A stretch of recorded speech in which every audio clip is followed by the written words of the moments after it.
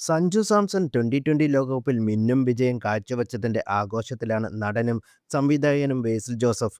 ബേസിലും സഞ്ജുവും തമ്മിൽ ഉറ്റ സുഹൃത്തുക്കളാണ്. പലപ്പോഴും ഇവർ തമ്മിലുള്ള വീഡിയോകൾ എല്ലാം തന്നെ സോഷ്യൽ മീഡിയയിൽ വൈറലായി മാറാറുണ്ട്.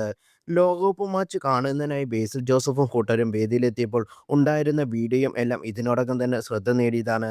ഇപ്പോഴത്തെ ഇന്ത്യൻ ടീമും സഞ്ജുവും വിജയം കൈവരിച്ചതിന് പിന്നാലെ കളിക്കളത്തിന് പുറത്ത് ബേസിലിന്റെ ആഘോഷത്തിമിർപ്പാണ് നടന്നുകൊണ്ടിരിക്കുന്നത്. ഇനി സഞ്ജുവിനെ ആദ്യം കണ്ടാൽ എന്താണ് ചെയ്യുക എന്ന അവതാരകന്റെ ചോദ്യത്തിന് ഓടിച്ചെന്ന് ഒന്ന് കെട്ടിപ്പിടിക്കണം എന്നാണ് ബേസിൽ പറയുന്നത്. സഞ്ജു സാംസൺടേത് വെറും കളിയല്ല, വിജയം മാത്രമല്ല എന്നും ഇതൊരു ഡെസ്റ്റിനിറ്റി ആണെന്നും ആണ് എന്നാണ് ബേസിൽ ജോസഫിന്റെ വാക്കുകൾ. ഇത് ശരിക്കും ഒരു സിനിമാറ്റിക് രംഗങ്ങളാണ്. സഞ്ജുവിന്റെ ജീവിതം ഒരു ബയോപിക് ആക്കേണ്ടത് തന്നെയാണെന്ന് ബേസിൽ പറയുന്നു.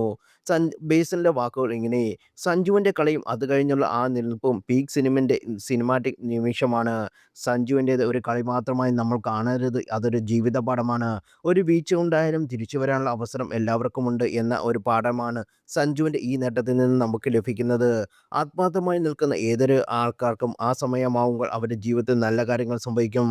അതേസമയം സഞ്ജുവിനെ വെച്ച് അല്ലെങ്കിൽ സഞ്ജുവിൻ്റെ ജീവിതം എപ്പോഴെങ്കിലും സിനിമയാകുമോ എന്ന് അവതാരകൻ്റെ ചോദ്യത്തിന് അതെനിക്കറിയില്ല, എന്നാൽ അതൊരു സിനിമയാക്കാനുള്ള കഥയുണ്ട് എന്നാണ് ബേസിൽ പറയുന്നത്. ഞാനൊരു സിനിമ എടുക്കുമ്പോൾ അതിനെന്നതിലുപരി അതൊരു ബയോപിക് തന്നെയാണ്.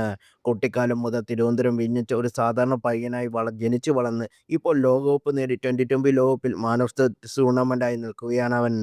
ആ യാത്ര വളരെ പ്രധാനപ്പെട്ടത് തന്നെയാണെന്നും ബേസിൽ പറഞ്ഞു.